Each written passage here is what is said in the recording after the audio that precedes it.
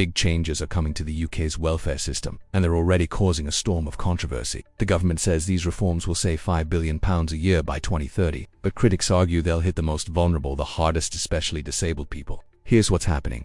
Personal Independence Payments, or PIP, will have stricter eligibility rules starting in 2026.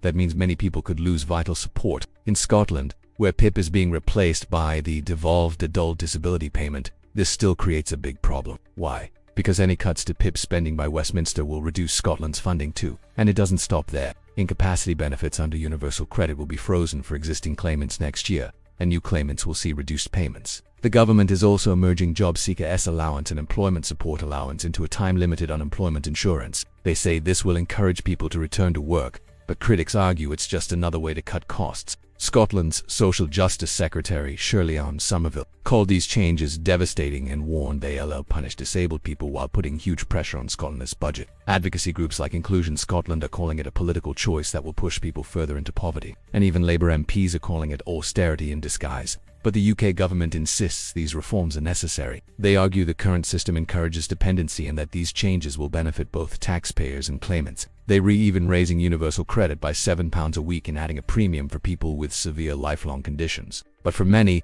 that's not enough to offset the cuts. So, what does this mean for real people? It means tough choices, less support, and more uncertainty for those who need help the most. And for Scotland, it raises big questions about how to fill the growing gap between its welfare commitments and the funding it gets from Westminster. This isn't just about policies, it's about people's lives. If you believe in protecting the most vulnerable, now's the time to act.